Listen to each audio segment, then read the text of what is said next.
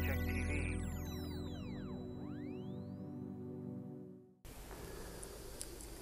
Hi, my name is Alex Wiles, and thank you for watching MMPTV, where we tell the untold stories of those uniting across struggles to put people first. Today, we have Jim Moran here with us. Jim is one of Philly's great unsung working class heroes. He has been a long-time leader in the fight for health and safety standards in the workplace. And he also played an important role in Philadelphia's chapter of the Labor Party during the 90s and early 2000s. We'll be learning from Jim's rich history with the Labor Party and drawing out lessons for the poor and working class leaders of today. So, welcome to the show. Thanks for being here. Thanks for having me. No problem. Thanks. So, can you tell us a little bit about yourself? Like, where are you from? How did you get into the labor movement? You know? I grew up in Kensington, and in the 50s, worked in a lot of factories there, and was in a number of unions. I've been a member of 7 different international unions. I did a lot of work in factories, everything from production lines, assembly lines, punch presses, loading docks, you name it. I did a lot of different kinds of work. So I have a lot of union experience. And with that, I ended up in a fight at ITE, which I got fired for leading a wildcat strike, okay? And while I was fired, I was working with a nonprofit group called Philaposh, Philadelphia Area Project on Occupational Safety and Health. And I ended up being the chair of the organization and later went on staff. And I stayed on staff for roughly 30 years, and I've been on the board there for be 38 years in January.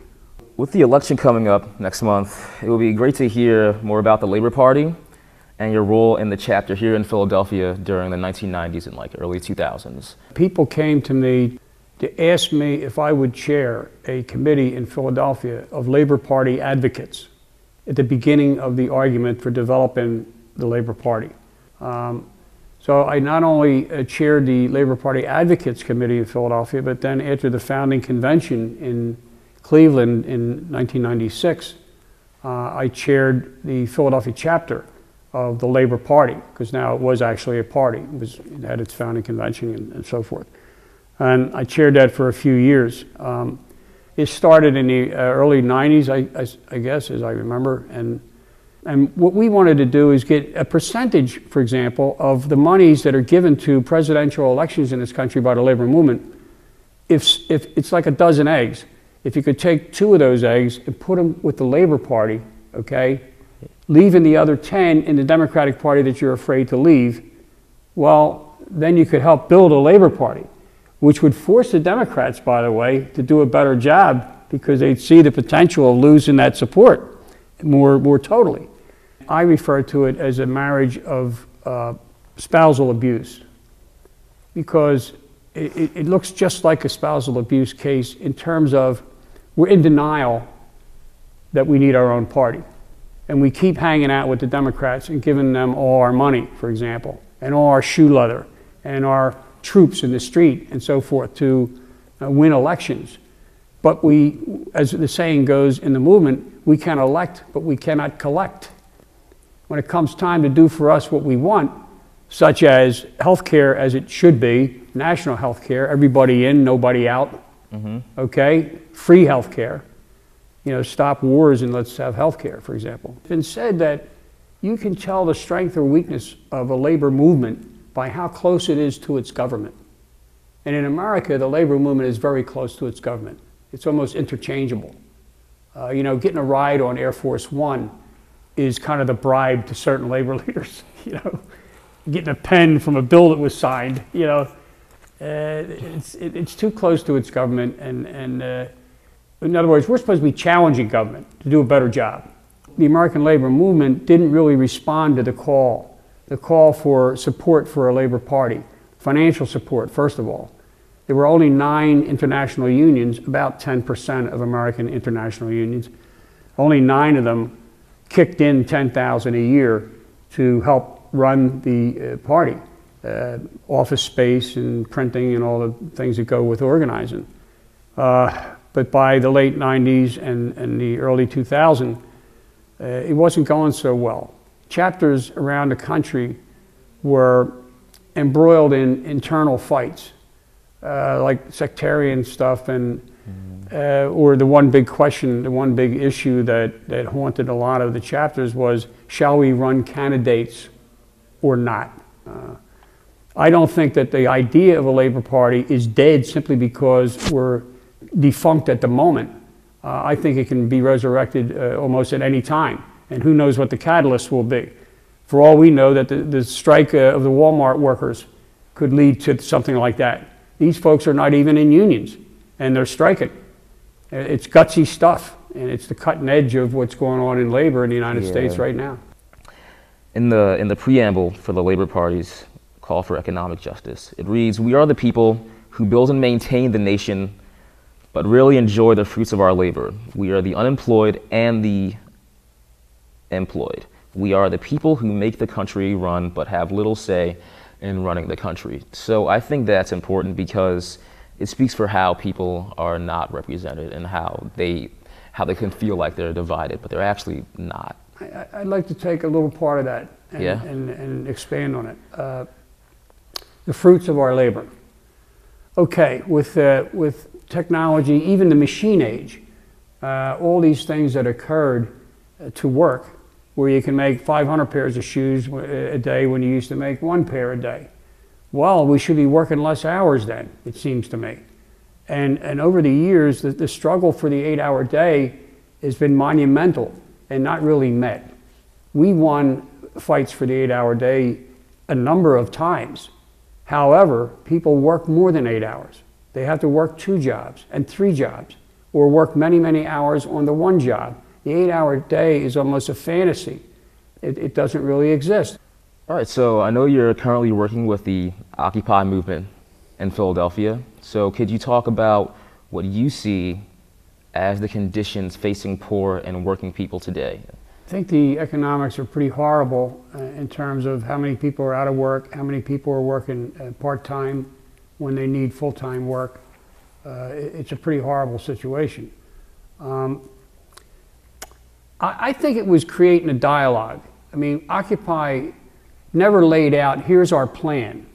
They never put out, here's our 3 priorities or anything like that. But they did start a dialogue, and again, I draw it back to Wall Street. They helped expose Wall Street and have the kind of dialogue where people are discussing capitalism and its warts. That discussion was not happening in America. I went to Occupy meetings and I raised this issue. I said, I keep hearing Occupy Rochester, Occupy Philadelphia, Occupy Camden, or whatever. It should be Occupy Wall Street, Philadelphia group, you know, Occupy Wall Street, Rochester group, because the target was Wall Street, where the problem is, where the greed is. That's what's ruining the game, okay? Last year, there was $1.7 trillion in profits. The stock market doubled under Obama, I might point out. You don't hear the right-wingers and the rich saying anything about that. But they don't have enough. They were getting $400 billion a year in profits.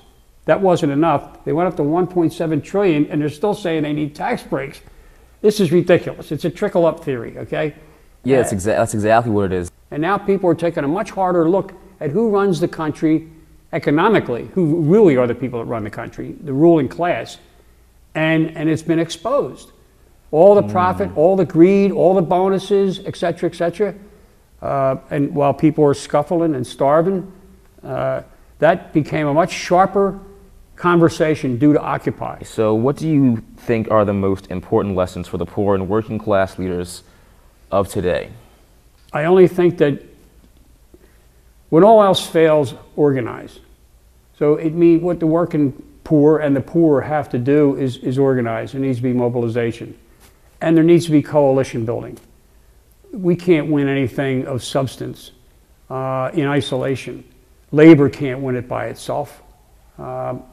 The environmental movement needs help from other organizations. When there's a fight that way, civil rights movement had the support of the American labor movement as well, I mean, it takes coalition building. It just can't be done in isolation. So I think if there's any lessons, it's broaden the base and, you know, reach out to more kinds of organizations. Like get people to, like unite across struggles. Yeah. Okay. Yeah, it really says it. I feel like a lot of people do tend to think about their unique struggle as just that, an individual and unique struggle that's not ways to connected to divide others. us.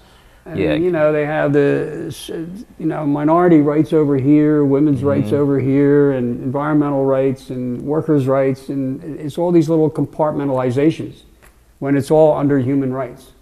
Yeah, exactly. It can be a little frustrating sometimes. A lot of people have completely lost faith in the system, I think, especially in elections. A lot of people just really don't vote anymore because they feel as if they're not represented through their votes at all.